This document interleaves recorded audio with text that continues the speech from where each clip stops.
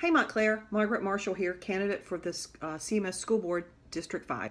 Wanted to answer a few of the questions that you sent my way. The first one being, what will you do to ensure our current assignment stays the same going forward? I think as a school board member, there are two words you should never say: never and always.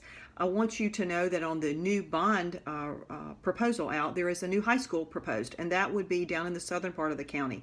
And certainly attendance zones are going to be affected in that area. Since you are in the northern zone, my inclination is that you won't see any change. But again, I don't want to say never and always. I'm happy that you're here. I'm glad you're in the family, and that's my plan, is to keep you here.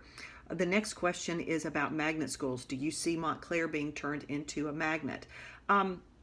Again, I think that you are new to the assignment zone. We know that you're going to get a new facility, and I know that you have a lot of families who are very interested in supporting your neighborhood school. That makes me so happy, and I'm really hopeful that all that comes to pass. So my inclination is to let it play out, see what happens. I don't foresee any changes to that, but if I hear it and I think it's the right thing to do, I will let you know so that you can be a part of it. But I don't see that on the horizon as well. The next question was, do you think magnets work? Why or why not? That's a complicated question, and in many cases they do, and then in some areas I think they do hurt the neighborhood schools that are around them. School choice is here to stay, and magnets are part of that. I don't see that changing, and I, again, don't think I'm going to have any inclination to change that. What I want to do is make sure that magnets really fulfill an academic or an interest need that is very that families are very interested in, and I want to make that part of our system, make it communicated well so that all people can participate in that and not just a select few. So I think magnets are here. I will support anything that makes our schools stronger, neighborhood schools and magnet schools. The question was about adequate facilities and the bond. Is that going to be enough to adequately fund? And the answer is no. We have a $2 billion need, but I know that what a bond really means is that you're sort of locking in on a line of credit, and only so much of that credit can be drawn down every year. So we can't possibly fulfill all that $1 billion that's basically in this bond proposal right now, right off the bat. It's going to take about 7 years to build that out. Then we're into the next set.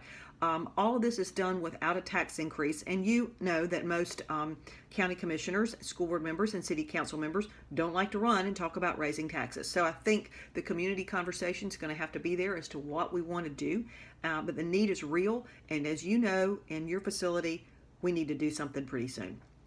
So the next question is about differences. What makes you different from the competitors in your race?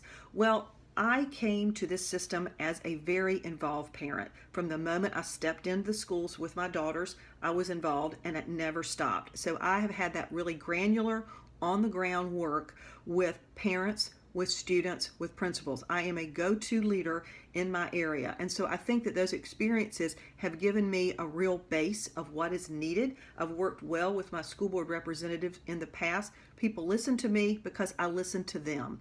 And I think that that is really important, to be a collaborator. And I have a lot of community connections that I think will be important as we need more partnerships in our school system to make it work better, more effectively, and efficiently. So I think that my experience and my ability to be a collaborator and basically a conductor of all sorts of interests and efforts in our schools are really going to play out well for our district. So I hope that that gives you an insight on my candidacy.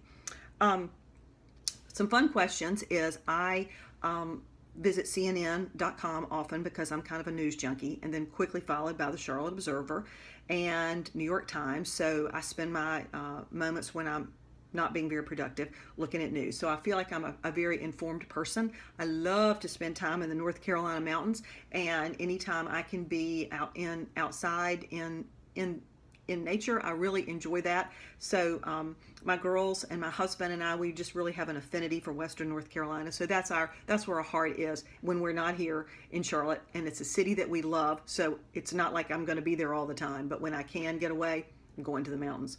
So thanks guys for letting me talk to you. I'm so excited you're around, and I look forward to working with you in the future. Take care.